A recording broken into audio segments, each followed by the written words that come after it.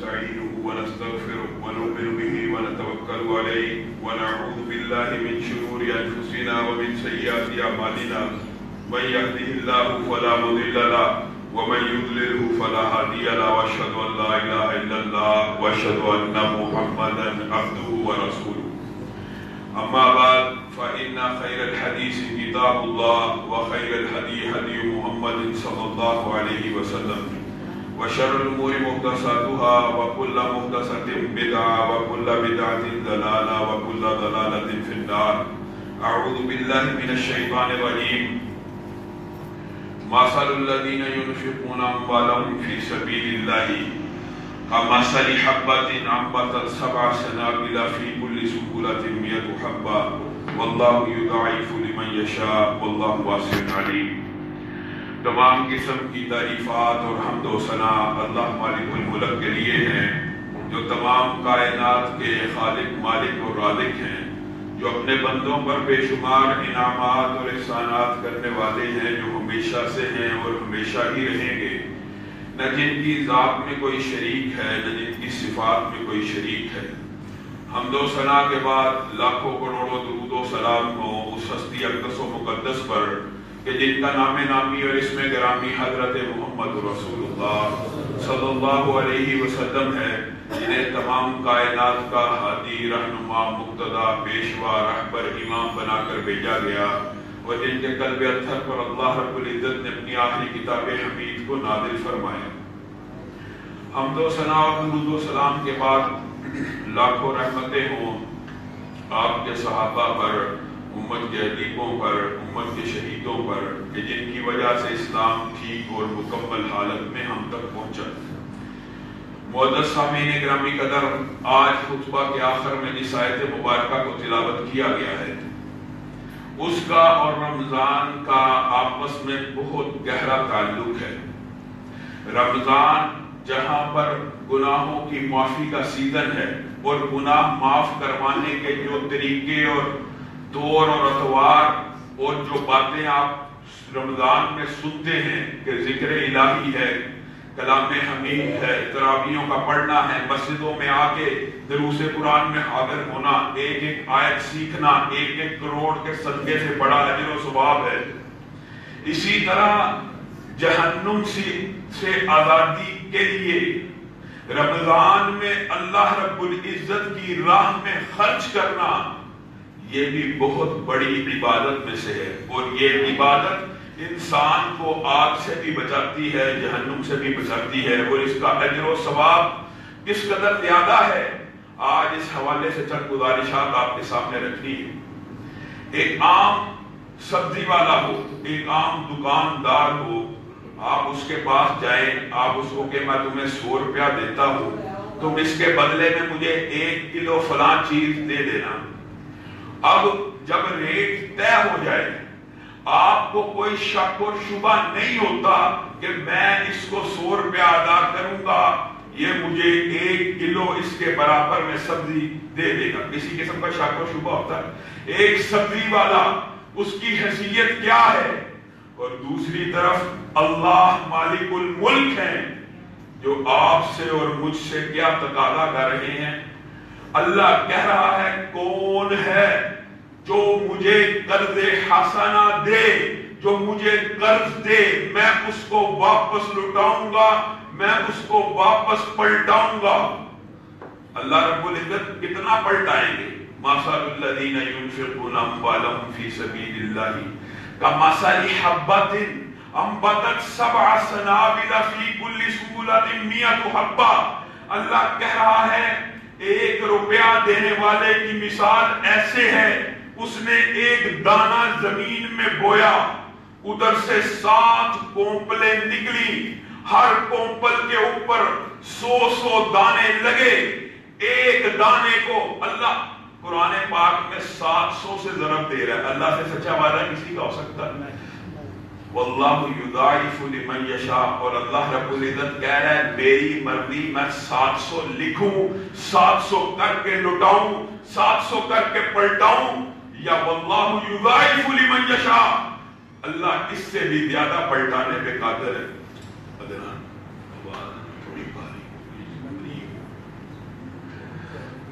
اللہ اس سے بھی زیادہ پلٹانے کے اوپر قادر ہے، اور اللہ رب العزت سے زیادہ سچا وعدہ کسی کا نہیں ہو سکتا۔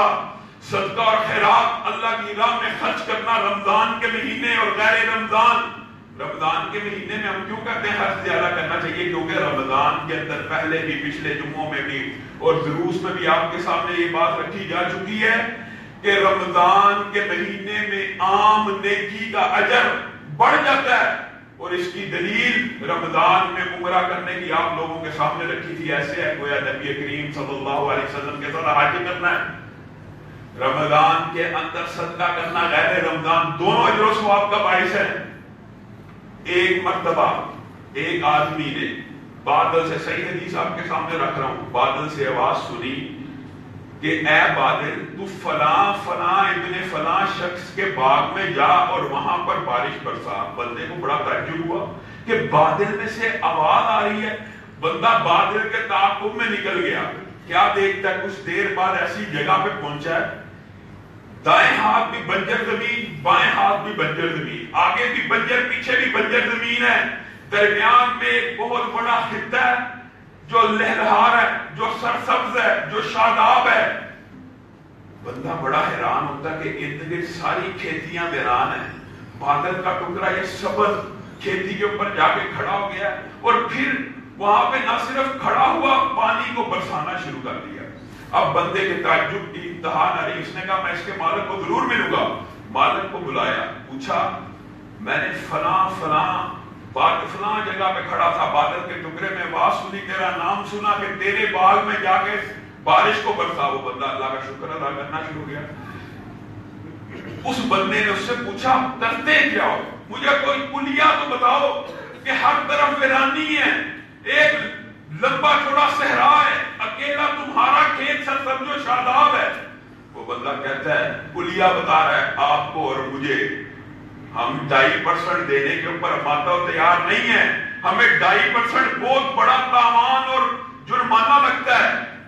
وہ بندہ کہتا ہے میں نے اپنی آمدنی کے 3 حصے کیے ہوئے ہیں، ایک آمدنی اپنے گھر والوں کے لیے اٹھاتا ہوں جس سے گزر بسر کر سکوں، دوسری آمدنی اسی کھیت کے اوپر لگا دیتا ہوں تاکہ دوبارہ فصل کاشت ہو سکے، تیسری آمدن میں اللہ رب العزت کی راہ میں خرچ کر دیتا ہوں، یعنی 33%۔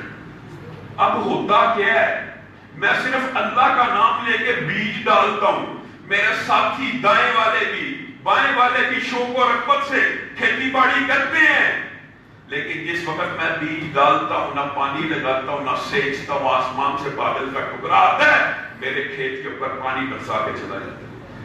یہ وہ لوگ ہیں جو اللہ رب العزت کے راستے میں 2.5% سے زیادہ خرچ کرنے والے ہیں۔ اور یاد رکھیے مال کا ہونا اللہ رب العزت کی خوشنودی کی دلیل نہیں ہے۔ بعض لوگ یہ سمجھتے ہیں کہ امیر ہونا، عمارت کا ہونا شاید اللہ رب العزت کی رضا ہے، نہیں، خرچ کرنے والا، خرچ جو کر رہا ہے مال ہونے کے باوجود، وہ بندہ ہے جس سے اللہ رب العزت راضی ہے۔ وجہ کیا ہے؟ قارون اللہ کا سب سے بڑے نافرمانوں میں سے ایک نافرمان ہے، اللہ نے دولت کتنی دی ہے، اونٹ 100 ہوں، اس کے خزانے کی چابیاں نہیں اٹھا سکتے۔ اس کا مطلب ہے صرف دولت مند ہونا سعادت کی بات نہیں ہے، سعادت کی بات یہ ہے کہ دولت مند ہو اور پھر اللہ کے راستے میں خرچ کرے۔ نبی کریم صلی اللہ علیہ وسلم نے فرمایا جس کو مال دیا جاتا ہے اس کو آزمایا بھی جاتا ہے، اس طرح جیسے تمہارے 3 ساتھیوں کو آزمایا گیا۔ مشہور حدیث ہے، مختصر سی کر کے آپ کو سناتا ہوں۔ بنی اسرائیل کے اندر ایک کوڑی ہوا کرتا تھا، ایک گنجا ہوا کرتا تھا اور ایک اندھا ہوا کرتا تھا۔ ایک فرشتہ اللہ رب العزت نے آزمائش کا فیصلہ کیا، کوڑی کے پاس آیا، کہا تجھے کیا چیز پسند ہے؟ کہا میرا جسم کوڑی ہے، کوئی میرے قریب نہیں آتا، ہر بندہ مجھ سے نفرت کرتا ہے، اگر یہ کوڑ دور ہو جائے تو اس سے بڑی سعادت کی کیا بات ہو سکتی ہے؟ فرشتہ ہاتھ پھیرتا ہے، کوڑ چلا جاتا ہے، تجھے کون سا مال پسند ہے؟ مجھے اونٹ پسند ہے، ایک حاملہ اونٹنی اس کو دے دی جاتی ہے۔ اسی طرح گنجے کے پاس جایا جاتا ہے، اس سے پوچھا جاتا ہے تجھے کیا پسند ہے؟ وہ کہتا ہے بد شکل ہو چکا ہوں، بال سارے گر چکے ہیں، عمر ابھی بڑی نہیں ہوئی، اگر اللہ رب العزت بال دے دے تو اس سے بڑی شہادت کی کیا بات ہو سکتی ہے؟ فرشتہ ہاتھ پھیرتا ہے، مال واپس آ جاتا ہے۔ کون سا مال پسند ہے؟ یہ گائیں پسند ہے، حاملہ گائیں اس کو دے دی جاتی ہے۔ اسی طرح اندھے کے پاس جاتا ہے، اندھا کہتا ہے میں کبھی لوگوں کو دیکھ نہیں پاتا، یہ فلک، یہ زمین، یہ آسمان، ان کے لیے میرے پاس بصیرت نہیں ہے، اگر آنکھیں آ جائیں تو کیا بات ہو جائے گی۔ اس کی آنکھوں کے اوپر ہاتھ کو پھیرا جاتا ہے، آنکھیں واپس آ جاتی۔ کون سا مال پسند ہے؟ یہ بکریاں پسند ہیں۔ صحیح حدیث کے الفاظ آپ کے سامنے رکھ رہا ہوں۔ نبی کریم صلی اللہ علیہ وسلم نے ارشاد فرمایا، کوڑی کے پاس اونٹوں کا ڈھیر لگ گیا، حاملہ اونٹی اللہ رب العزت کی طرف سے آزمائش تھی، اونٹوں کا ڈھیر لگ گیا، گنجے کے پاس گایوں کا ڈھیر لگ گیا، اندھے کے پاس بکریوں کا ڈھیر لگ گیا۔ اب جب مال عطا کیا، یاد رکھیے اللہ کی قسم، مال ہونا سعادت کی بات نہیں ہے، مال ہونے کے بعد اللہ رب العزت کی راہ میں خرچ کرنا سعادت کی بات ہے۔ گھوڑی کے پاس ایک مسکین بن کے فرشتہ آتا ہے، کہتا ہے اللہ کے مال میں سے مجھے کچھ مال عنایت کر۔ کہا میرے بہت اخراجات ہیں، میرا تو اپنا سسٹم بڑی مشکل چل رہا ہے۔ اچھا تو وہی ہے نا جو کبھی کوڑی ہوا کرتا تھا، اللہ رب العزت نے تیرے مال میں برکت دی، کیا اونٹ تو نے بڑھائے ہیں کہ اللہ رب العزت نے بڑھائے ہیں؟ نہیں نہیں، یہ تو مال مجھے میرے ماں باپ آبا و اجداد، تو جھوٹ بولتا ہے۔ اگر ایسا ہی ہے تو واپس اپنی حالت میں لوٹ جا۔ یہ یاد رکھیے اللہ رب العزت کا یہ کلی ہے، جب مال عطا کرنے کے بعد آزماتا ہے، بندہ آزمائش پہ پورا نہ اترے تو اللہ رب العزت اس کا مال تلف کر دیتے ہیں، اسی طرح جس طرح قارون کا مال تلف کیا اور اسے نشان عبرت بنا دیا۔ گنجے کے پاس گیا، اس سے بھی یہی مکالمہ ہوا، اس نے کہا میرے پاس تو آبا و اجداد کے دور سے مال ہے، تو کون سی بات کر رہا ہے؟ میں تو بالکل ٹھیک تھا، میرے تو کبھی بال نہیں اترے۔ اگر تو سچ کہتا ہے تو واپس اپنی حالت میں لوٹ جا۔ ہوتا کیا ہے، دونوں اپنی حالت میں واپس لوٹ جاتے ہیں، وہ کوڑی ہو جاتا ہے، وہ دوبارہ گنجا ہو جاتا ہے، مال ہلاک ہونا شروع ہو جاتا ہے۔ اندھے کے پاس جاتا ہے، اندھے کو کہتا ہے میں مسکین ہوں، اللہ کے مال میں سے کچھ مال عطا کر۔ اندھے کی آنکھوں سے آنسو آ جاتے ہیں، اندھا کہتا ہے کس رب کے نام پہ مانگ رہا ہے؟ جا، یہ ساری وادی بکریوں سے بھری پڑی ہے، یہ ساری وادی مجھے اللہ نے عطا کی، آج اس رب کے نام پہ مانگتا ہے، اللہ کی قسم اگر سارا بھی لے جائے گا میں تجھے نہیں روکوں گا۔ نبی کریم صلی اللہ علیہ وسلم ارشاد فرماتے ہیں وہ دو ساتھی ناکام ہو گئے اور یہ اندھا کامیاب ہو گیا، صرف نیت کی ہے، صرف ارادہ کیا، ابھی دیا نہیں، اللہ رب العزت نے کامیاب کر دیا۔ لوگوں، انفاق فی سبیل اللہ اللہ کی قسم اتنی بڑی عبادت ہے، ہم غفلت کے اندر ہیں۔ میں ایک حدیث آپ کے سامنے رکھنا چاہتا ہوں، موضوع بڑا طویل ہے اس لیے تیزی سے کئی باتیں کر رہا ہوں۔ ایک بنی اسرائیل کا زاہد ہوا کرتا تھا، صرف ایک حدیث صدقے کے اوپر اور زنا کی سنگینی کے اوپر کس قدر زیادہ ہے۔ آج معاشرے میں بے حیائی بھی عام ہے، بے پردگی بھی عام ہے، زنا بھی عام ہے، معمولی سمجھا جاتا ہے، نظر کے گناہوں کو، زبان کے گناہوں کو بہت کم تر سمجھا جاتا ہے۔ نبی کریم صلی اللہ علیہ وسلم کا ارشاد ہے بنی اسرائیل میں ایک زاہد ہوا کرتا تھا، اس نے اللہ رب العزت کی 60 سال عبادت کی، 60 سال اللہ رب العزت کی کوئی نافرمانی نہ کی، اللہ کو سجدہ کرتا رہا، اللہ کا ہر حق بجا لاتا رہا، جو حکم تھا اس کو ادا کرتا رہا۔ 60 برس بعد اپنے اعتکاف سے نکلتا ہے، اپنے خیمے سے نکلتا ہے، شیطان اپنے شکار کے لیے تیار ہے، ایک خوبرو لڑکی مزین کر کے اس کے سامنے سے گزارتا ہے، وہ اس کو برائی کی دعوت دیتی ہے۔ 60 سال عبادت میں گزارنے والا شخص اس عورت کے جال میں آ جاتا ہے، اس سے برائی کر بیٹھتا ہے۔ اب ہوتا کیا ہے، برائی کرنے کے بعد ہے تو نیک تھا، ساری عمر عبادت کی، دل پشیمان ہے، دل غمزدہ ہے، دل بے قرار ہے، لیکن پریشان یہ ہے کہ اللہ سے توبہ کس طرح کروں؟ 60 برس عبادت کرنے کے بعد ایک لمحے میں یہ میں نے کیا حرکت کر دی، میرا رب مجھے معاف کرے گا کہ نہیں کرے گا؟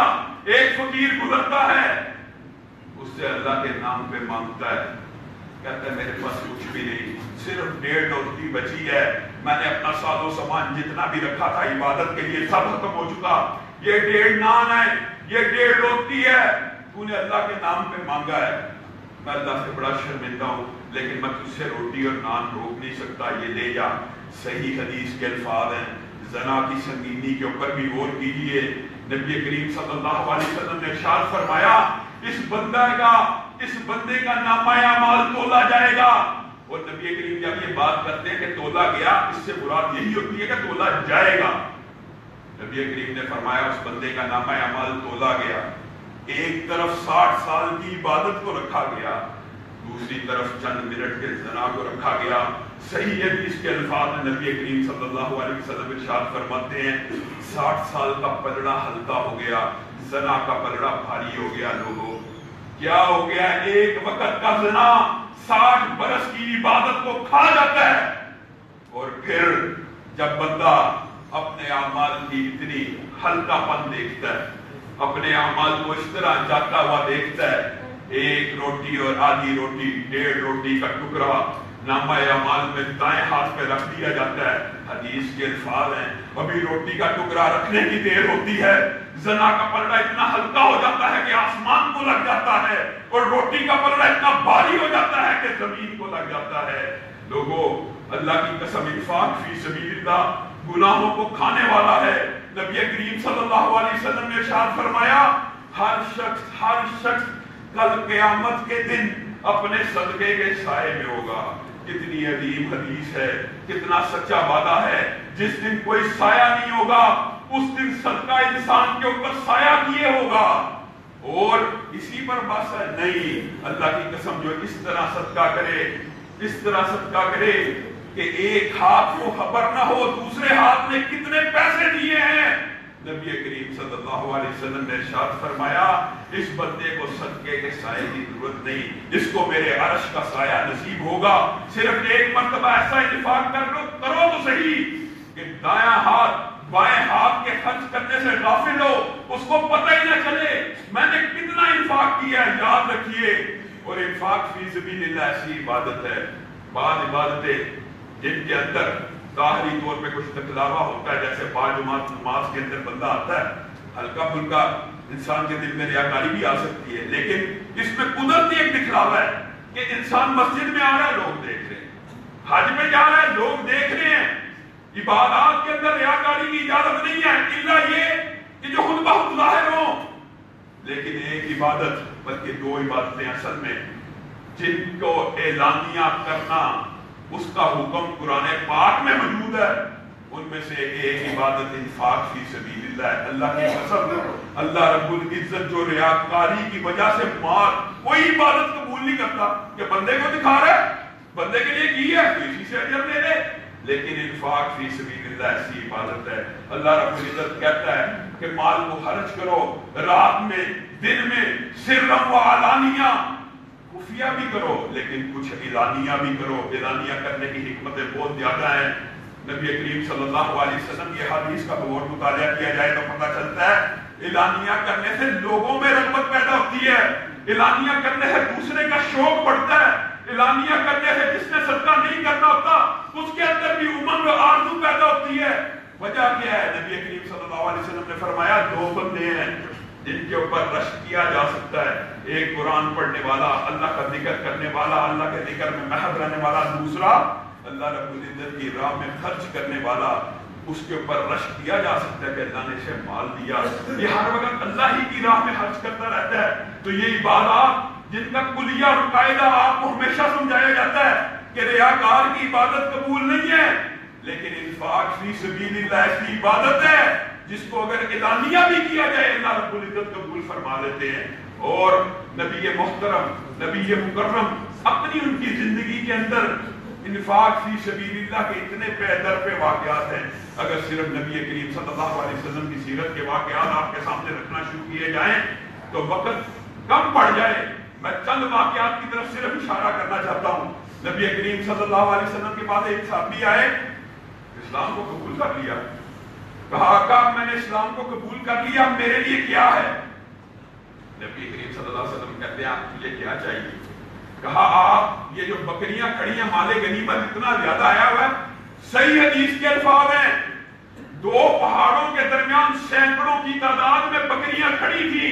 نبی کریم صلی اللہ علیہ وسلم کا مال تھا، نبی کریم صلی اللہ علیہ وسلم کے حصے کا مال. یہ جو بکریاں کھڑی ہیں 2 پہاڑوں کے درمیان، ان میں سے مجھے کتنی دیتے ہیں؟ نبی کریم کہتے ہیں کتنی چاہتا ہے؟ کہا ساری مل سکتی ہیں؟ نبی کریم نے کہا یا محمد صلی اللہ علیہ وسلم نے تجھے ساری عطا کی۔ وہ صحابی رونا شروع ہو گیا، بکریوں کو ہانکتا ہوا اپنے قبیلے میں لے گیا، کہا اللہ کی قسم میں تمہیں اسلام کی دعوت دیتا ہوں، آؤ محمد صلی اللہ علیہ وسلم کے ہاتھ پہ بیعت کرتے ہیں، اسلام کو قبول کرتے ہیں۔ کہ آج میں نے دنیا میں ایسا شخص دیکھا ہے جس سے جب مانگا اس نے اس طرح عطا کیا کہ جیسے کبھی خود کے اوپر فقر و فاقے کا اندیشہ ہی نہ ہو۔ نبی کریم صلی اللہ علیہ وسلم کس طرح انفاق فی سبیل اللہ کیا کرتے تھے؟ ہم نے بہت سے واقعات سنے ہوں گے۔ ایک مرتبہ نبی کریم کے بعد غربت کا دور بھی رہا ہے، نبی کریم صلی اللہ علیہ وسلم کی غربت، یہ بھی بات یاد رکھنی چاہیے، اختیاری تھی، اضطراری نہیں تھی۔ اللہ کی قسم نبی کریم نے غربت کو اختیار کیا، ورنہ چاہتے تو جتنے مرضی مالدار ہو سکتے تھے۔ اور یہ جو غربت کے واقعات ہیں اس کا سبب انفاق فی سبیل اللہ ہے۔ نبی کریم صلی اللہ علیہ وسلم نے فرمایا میرے پاس احد پہاڑ جتنا سونا موجود ہو، میں محمد صلی اللہ علیہ وسلم 3 دن سے زیادہ اس کو اپنے پاس نہ رکھوں، اس کو اللہ کی راہ میں خرچ کر دوں۔ غربت کا دور بھی آتا تھا لیکن عمارت کا دور بھی آتا تھا، مال غنیمت سب۔ آج نبی کریم امیر ہیں، اتنے امیر ہیں کہ عرب میں شاید ہی ان کی عمارت کا کوئی اندازہ کر سکے۔ نبی کریم اپنی کل جائیداد کا حساب لگاتے ہیں، حضرت علی کو کہتے ہیں عید کے قربان کا وقت آ چکا ہے، جاؤ میری کل جائیداد کو اکٹھا کر کے 100 اونٹ اللہ کی بارگاہ میں قربان کر دو۔ نبی کریم وہ ہستی ہیں جنہوں نے اپنی کل جائیداد، عبادت کے ایک جز، انفاق فی سبیل اللہ، 100 اونٹ اللہ کے راستے پہ ذبح کرنے کے لیے پوری جائیداد کو بیچ دیا۔ ہم اور آپ اس بات کی بھولی ہیں۔ وہ لوگ جو جنتوں میں بلند، جن کی وجہ سے جنت کے دروازے کھلنے، جن کی سفارش سے بہت سے جہنمیوں نے جنت میں جانا ہے، ان کا طرز عمل تو یہ ہے کہ جتنی جائیداد جمع کرتے ہیں اور اللہ رب العزت کی بارگاہ میں دے دیتے ہیں۔ اور نبی کریم صلی اللہ علیہ وسلم نے اپنے صحابہ کی ساری زندگی میں رہے، صحابہ کی بھی یہی ٹریننگ ہونی تھی۔ صحابہ کی ٹریننگ کتنی عمدہ ہے۔ حضرت عمر بیان کرتے ہیں کہ اب نبی کریم صلی اللہ علیہ وسلم نے صدقہ مانگا، جیش اسرا کا واقعہ، تنگی کا واقعہ، اسلام کی غربت کا واقعہ، عمر کے دل میں خیال آیا آج میں اتنا انفاق کروں گا، آج میں اللہ کے راہ میں اتنا خرچ کروں گا کہ دنیا میں کوئی میرا مقابلہ نہیں کر سکتا۔ اور لوگوں عجیب بات یہ ہے، وہ لوگ اللہ رب العزت کی بارگاہ میں خرچ کرنے کے لیے ایک دوسرے کے مقابلہ آیا کرتے تھے، ایک دوسرے سے مقابلہ ہوتا تھا تو کس کے اندر؟ نیکی کے اندر مقابلہ ہو رہا ہے، میں زیادہ خرچ کروں گا۔ حضرت عمر نے اپنی جائیداد کا حساب دکھایا، آدھا مال، سوچا میرے سے زیادہ آج کوئی انفاق نہیں کر سکے گا، آدھا مال بہت بڑی بات ہوتی ہے۔ اپنے گریبانوں میں جھانکیے، کون ہے جو آدھا مال اللہ کے راستے میں خرچ کر سکتا ہے؟ اللہ کی قسم 2.5% دینے کے لیے بعض لوگ ہیلے بہانے پوچھ رہے ہوتے ہیں مسائل، یہ پلاٹ اب گھر بنانے کی نیت بن گئی، پہلے بیچنے کی نیت تھی، نعوذ باللہ، صرف 2.5% زکات دینے کے لیے ہیلے اور بہانے تراشے جاتے ہیں۔ یہ عمر ہے، آدھا مال اٹھا کے نبی کی بارگاہ میں پیش ہوتے ہیں۔ حضرت عمر کو نبی کریم صلی اللہ علیہ وسلم خوش ہوتے ہیں، مال کو قبول کرتے ہیں، جنت کی بشارت دیتے ہیں۔ کیا دیکھتے ہیں؟ سامنے سے ابو بکر آ رہے اور حضرت عمر بیان کرتے ہیں اللہ کی قسم عمر نے اس واقعے کے بعد کبھی ابو بکر سے مقابلے بازی کی کوشش ہی نہیں کی۔ ابو بکر کیا لے کے آئے ہو؟ اے اللہ کے رسول جو کچھ تھا لے آیا ہوں۔ کیا مطلب؟ آقا کل جائیداد آپ کے قدموں میں نشاور ہے، گھر میں کیا چھوڑ کے آئے ہو؟ اللہ کی محبت چھوڑ کے آیا ہوں، رسول اللہ صلی اللہ علیہ وسلم کی محبت چھوڑ کے آیا ہوں۔ نبی کریم جنت کی بشارت دیتے ہیں، ادھر سے عثمان آ رہے، ہاں عثمان کیا لے کے آئے ہو؟ آقا اسلام کو کس چیز کی ضرورت ہے؟ آقا فرماتے ہیں اسلام کو 100 اونٹوں کی ضرورت ہے، کون ہے جو 100 اونٹ دے گا؟ عثمان کہتے ہیں میں عثمان 100 اونٹ عطا کرتا ہوں۔ نبی کریم صلی اللہ علیہ وسلم کہتے ہیں جا عثمان تجھے جنت کی بشارت ہے، کون ہے جو 100 اونٹ دے گا؟ پھر اعلان کرتے ہیں حضرت عثمان جنت کی بشارت سن کے خوشی سے محو ہیں، آنکھوں میں پانی ہے، پھر کھڑے ہوتے ہیں میں عثمان 100 اونٹ دوں گا۔ نبی کریم پھر اعلان کرتے ہیں کون 100 اونٹ دے گا؟ عثمان پھر محبت سے سرشار ہو کے اعلان کرتے ہیں میں 100 اونٹ دوں گا۔ جب یہ کریم ہر سو کے بعد کہہ رہے ہیں عثمان تجھے جنت کی بشارت ہو، عثمان تجھے جنت کی بشارت ہو، لیکن یہ صحابی ایسے نہیں، ایک دفعہ جنت کی بشارت مل گئی عمل چھوڑ دیا، اس خوشخبری کے واسطے پھر سوڑ دے رہے ہیں۔ نبی کریم نے 7 مرتبہ اعلان کیا، 7 مرتبہ حضرت عثمان کھڑے ہوئے، بعض روایات کے اندر آتا ہے پھر اعلان کیا کون ہے جو اسلام کو پیسہ دے گا؟ حضرت عثمان کے کھڑے، کہا 1000 دینار حاضر ہے آپ کے قدموں پہ۔ نبی کریم صلی اللہ علیہ وسلم کہتے ہیں بس کر دیا عثمان، بس کر ہے عثمان، بس کر، اللہ کی قسم آج کے بعد اگر تو کوئی عمل نہیں کرے گا پھر بھی جنت میں داخل ہو جائے گا۔ یہ انفاق فی سبیل اللہ ہے، یہ انفاق فی سبیل اللہ کی برکات ہیں جو بندہ اللہ رب العزت کے راستے میں خرچ کرتا ہے۔ اور جب یہ آیت اتری لن تنالوا البر حتی تنفقوا مما تحبون، تم اس وقت تک نیکی کی معراج کو نہیں پہنچ سکتے جب تک وہ مال خرچ نہ کرو جو تمہیں محبوب ہو۔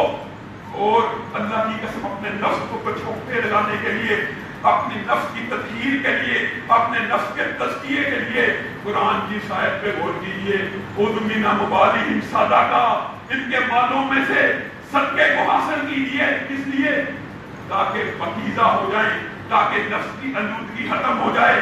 اپنی نفس کی طہارت کے لیے اللہ کی راہ میں کیا خرچ کرنا چاہیے؟ جس بندے کو پیسے اچھے لگتے ہیں پیسے خرچ کرے، جس بندے کو کھانا اچھا لگتا ہے کھانا خرچ کرے، جس بندے کو لباس اچھا لگتا ہے، ہر بندے کی اپنی اپنی پسند ہوتی ہے۔ جب یہ آیت اتری حضرت ابو طلحہ، مدینہ میں ان جیسا باغ کسی کا نہیں تھا، مسجد کے سامنے باغ ہے، کہا اللہ کے رسول اتنی عظیم آیت اتری، مجھے تو اپنے مال میں سے یہ باغ بہت پسند ہے، لہلہاتے کھیت ہیں، کھجوریں ہیں، پانی چل رہا ہے، چشمے چل رہے ہیں، میں اللہ کی بارگاہ میں خرچ کرتا ہوں۔ نبی کریم صلی اللہ علیہ وسلم مسکراتے ہیں، کہا تیرا خرچہ اللہ رب العزت نے قبول کر لیا، لیکن میں تجھے مشورہ دیتا ہوں، میں تجھے مشورہ دیتا ہوں، یہ انفاق فی سبیل اللہ تو اپنے قریبی بھائیوں کے اوپر، اپنے قریبی رشتہ داروں کے اوپر، یتیموں کے اوپر، مسکینوں کے اوپر، اپنے قریبی رشتہ داروں کے اوپر کر۔ یہ بات بھی یاد رکھنے کی ضرورت ہے۔ بعض لوگ انفاق فی سبیل اللہ تو کرتے ہیں، انفاق اللہ کے راستے میں خرچ تو کرتے ہیں، لیکن ہوتا کیا ہے؟ باہر دے رہے ہیں، باہر کے لوگوں کو دے رہے ہیں، قدر گھر میں بیٹھی ہے، طلاق ہو چکی ہے، بیوہ ہے، بچوں کو پالنے والا کوئی نہیں، اس کو نہیں دے رہے۔ یاد رکھیے صدقہ اور زکوٰۃ کے اندر وہی ترتیب ہے جو اللہ رب العزت نے ترتیب لگائی ہے، فقیر اور مسکین کو دینا چاہیے، لیکن اگر کوئی فقیر اور مسکین اپنے رشتہ داروں میں سے چنتا ہے تو اللہ کی قسم اسے دوہرا اجر ہے، اسے دوہرا ثواب ہے۔ ہمیں کیا ہو گیا؟ ہم انفاق فی سبیل اللہ بھی اگر کرتے ہیں، نعوذ باللہ، حدیث میں آتا ہے اللہ رب العزت پاک ہے، اللہ رب العزت طاہر ہے۔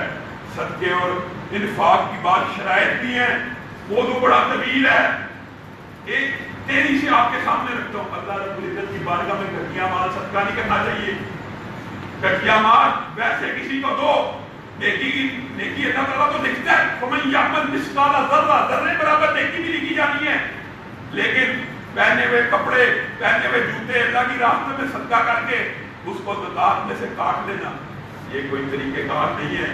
اللہ رب العزت کو عمدہ مال دینا چاہیے۔ نبی کریم صلی اللہ علیہ وسلم نے ارشاد فرمایا حرام کمانے والے، یہ بہت خطرناک بات ہے، اس کے اوپر بھی غور کرنا چاہیے۔ جو بندہ حرام کماتا ہے، حرام کھاتا ہے، حرام کی کمائی ہے اور اس حرام میں سے اللہ رب العزت کی بارگاہ میں خرچ کرنا چاہتا ہے، کیا یہ قبول ہو جائے گا؟ نبی کریم صلی اللہ علیہ وسلم کے ارشاد کا مفہوم یہ ہے وہ ایسا ہے نعوذ باللہ، گویا وہ اپنے گندے میلے کپڑے اپنے ہی پیشاب سے دھونا چاہتا ہے۔ کیا مطلب؟ اس مفہوم کو غور کیجیے، بات بڑی آسان ہو جائے گی۔ کپڑے میلے کچیلے ہیں، کس سے دھلیں گے؟ صابن سے، صفائی سے، ستھرائی سے۔ گناہوں کا یہ جو بوجھ ہے ہمارے جسم کے اوپر لچھڑا ہوا، ہمارا جسم گناہوں میں غرق ہے، اگر اس کو صاف کرنا ہے کس مال سے صاف ہوگا؟ پاکیزہ اور حلال مال سے صاف ہوگا۔ اسی لیے بڑے بڑے جو صحابہ تھے وہ حلال وقت انفاق کی باری آتی تھی تو کیا کیا کرتے تھے؟ بڑے بڑے صحابہ اور تابعین کا طرز عمل کیا تھا؟ اپنے ہاتھ سے کوئی کام کرنا شروع کر دیتے تھے. اللہ اکبر. تجارت بھی حلال ہے، باغبانی بھی حلال ہے، کپڑے کو بیچنا بھی حلال ہے، لیکن ان کا جذبہ طہارت کا کیسا تھا کہ اپنے ہاتھ سے جو کمائی آئے گی خالص اپنی محنت کی بہت رب العزت کی بارگاہ میں دوں گا. تو لوگوں، حرام مال کو یہ سمجھنا کہ گناہوں کو دھو دیتا ہے، یہ بہت بڑی غلط فہمی ہے. حرام مال گناہوں کو صاف نہیں کر سکتا، بلکہ گندے کپڑوں کو مزید آلودہ تو کر سکتا ہے، اس سے میل چیل نہیں نکال سکتا. حضرت عائشہ، کیا بات دماغ میں آ گئی ہو، ام درہ، اللہ کی قسم کتنی مشہور حدیث. حضرت عائشہ غربت میں، انہوں کی بھی غربت اختیاری ہے، اضطراری، انہوں نے بھی اختیار کی ہے. اس کی ایک مثال آپ کے سامنے دیتا ہوں. ام درہ کو پتہ لگتا ہے عائشہ کہ حالات صحیح نہیں ہے رضی اللہ تعالیٰ. 1,00,000 درہم حضرت عائشہ کے پاس لے کے آتی ہے. 1,00,000 درہم کہ میں ان کو سپورٹ کرتی ہوں، لائف ٹائم آسانی سے گزر جائے گی، لائف گزر جائے گی. 1,00,000 درہم حضرت عائشہ کو دیتی ہیں. اور امی عائشہ روزے سے ہیں، اور روزے کا ایک مقصد اللہ کی قسم یہ بھی ہے کہ بھوکے کی بھوک کو پہچانو، فقیر اور ناداروں کی بھوک کو پہچانو. امی عائشہ 1,00,000 وصول کرتی ہیں، شکریہ کو ادا کرتی ہیں. ابھی وہیں پہ ام درہ بیٹھی ہیں، انفاق فی سبیل اللہ شروع کر دیا. لوگوں کو پتا چل گیا عائشہ کے گھر میں صدقہ بانٹا جا رہا ہے. لائنیں لگ گئی. 1,00,000 درہم پورے کا پورا ابھی لے کے آ رہی ہیں. اسی ایک نشست میں اللہ کی راہ میں خرچ کر دیتی ہیں، اسی ایک نشست. ام درہ کہتی کیا ہو گیا عائشہ، 1 2 4 دن ہم تو رکھ لیتی، اپنے آج کے کھانے کا بندوبست تو کر لیتی. حضرت عائشہ نے کہا تو مجھے پہلے یاد کرا دیتی تو شاید میں رکھ لیتی، میرے تو ذہن میں یہ بات ہی نہیں رہی. لوگوں، یہ صحابہ کا ایمان اور توکل تھا کہ ایک دن ایک وقت کا کھانا بھی جمع نہیں تھے کرتے، ایک وقت کا. اور یہ صحابہ نے کہاں سے حرض کیا؟ قرآن پاک کی آیت ہے. قرآن پاک کی ایک آیت ہے، جو مال انسان کی ضروریات سے زیادہ ہو اگر وہ خرچ کر دے، یہ انفاق کی بہت بڑی قسم ہے. نبی کریم صلی اللہ علیہ وسلم، اللہ کی قسم صحیح حدیث آپ کے سامنے رکھ رہا ہوں. ایک مرتبہ عصر کی نماز پڑھاتے ہیں، عصر کی نماز پڑھاتے ساتھ ہی صفے پھیلاتے ہوئے نکل جاتے، سلام پھیرا صفے پھیلاتے ہوئے باہر نکل گئے. صحابہ حیران ہو گئے. نبی کریم صلی اللہ علیہ وسلم نہایت متواضع، نہایت خوبصورت شخصیت، ان میں عجلت نہیں تھی، بڑے آرام سے سکون میں. یہ نبی کریم نے کیا کیا؟ صحابہ نے پوچھا آقا ابھی سلام پھیرا، ذکر اذکار مکمل کیے، سلام لگائی، گھر میں گھس گئے. کہا ہاں نماز کے اندر میرے ذہن میں خیال آیا. لوگوں، ہماری حالت کیا ہے؟ اور ہمارا نبی جس نے جنت کے دروازوں کو کھلوانا ہے، اس کی حالت کیا ہے؟ نماز کے اندر خیال آیا. گھر میں سونے کی ایک دری پڑی ہوئی ہے، کہیں ایسا نہ ہو محمد صلی اللہ علیہ وسلم کے گھر کے اوپر اس دری سمیت سورج غروب ہو جائے. سورج غروب ہونے سے پہلے عصر کے بعد تھوڑا وقت ہوتا ہے، بس سورج غروب ہونے سے پہلے اس دری کو بھی اللہ کی رب العزت کی بارگاہ میں خرچ کرنا چاہتا ہوں. حضرت عائشہ کو آواز دی، کیا باقی ہے گھر میں؟ قربانی کرنی بھی تھی، کیا باقی ہے؟ بکری کا ایک شانہ باقی ہے. آقا دو جہاں بکری کا ایک شانہ باقی نہیں. میں تجھے بتاتا ہوں عائشہ، صرف بکری کا شانہ باقی نہیں ہے، باقی سارے کا سارا باقی ہے. اللہ کے ہاں پاؤ گے. اللہ کی قسم قرآن کی آیت ہے، جو بھی تم انفاق فی سبیل اللہ کرو گے، اللہ رب العزت کی بارگاہ میں اسے مجبور پاؤ گے. واحد دعوانا الحمدللہ.